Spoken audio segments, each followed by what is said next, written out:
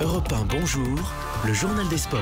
Samuel Etienne. Juste après le journal d'Hélène Zélani, j'ai le plaisir, et vous aussi, de retrouver le grand, l'immense, le brillant, le talentueux, il brille même la nuit, Jérôme Lacroix. Comment ça va, Jérôme? Ça va très bien, et vous? Bonjour à tous. Heureux de vous retrouver, d'ailleurs vous l'avez entendu. À la une ce matin, l'implacable froideur de quoi? Des mathématiques. Ah oui, face à la chaleur de l'ambiance de fête qui régnait hier soir à Monaco. Champion. Ah oui, un stade Louis II qui crie champion, champion. C'est pas encore tout à fait fait. Les footballeurs ont quasi assuré le titre de champion de France. Voilà, victoire 4-0 contre Lille, 37e journée. Ne leur manque plus qu'un point pour devancer définitivement les Dauphins parisiens, eux aussi large vainqueurs hier soir. 5-0 à Saint-Etienne, mais pour rien, sans doute, cet ultime point manquant.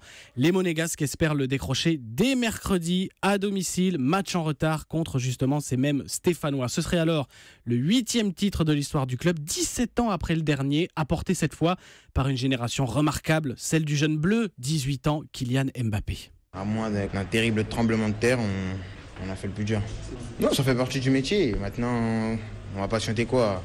Normalement 2-3 jours, on va aller s'entraîner, bien récupérer pour réattaquer le match de mercredi avec la même envie et la même intensité qu'aujourd'hui. Kylian Mbappé au micro européen de Cyril de la Morinerie a noté également hier le bon nul un partout des Marseillais à Bordeaux. Les Phocéens 5e, bien placés pour la qualification en Ligue Europa la saison prochaine. Jérôme, en me levant ce matin, je me suis dit, mais quel va être votre mot sport du jour? Visite, figurez-vous, de haute importance aujourd'hui organisée par Paris 2024 pour les 11 membres de la délégation du Comité international olympique. Ils sont là depuis hier pour vérifier si oui ou non la capitale est en mesure d'accueillir ces JO d'été en 2024. Alors au programme du jour, visite des sites envisagés si Paris est choisi en septembre prochain, des épreuves aux Invalides sur le Champ de Mars, Roland-Garros, mais aussi bien sûr au Stade de France, enceinte ô combien particulière pour une athlète singulière, Marie-Amélie Le Fur, 8 fois médaillée aux Jeux paralympiques. Elle fera tout à l'heure la présentation du Stade de France aux membres du CIO. C'est là-bas en 2003 que j'ai découvert le handisport,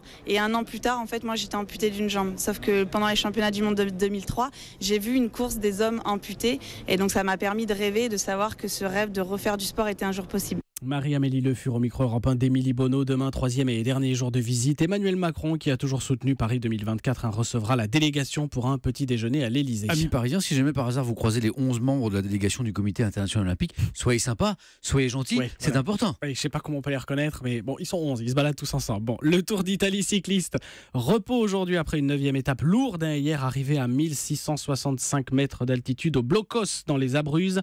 Victoire en costaud du Colombien Quintana, leader du coup au général, et le deuxième à 28 secondes, c'était Thibaut Pinot. Il est arrivé également deuxième de l'étape d'hier. Enfin Jérôme, l'histoire du jour. C'est fini au mondial pour les Bleus du hockey sur glace qui n'iront pas en quart de finale après une ultime défaite au premier tour hier 5-2 face aux Tchèques.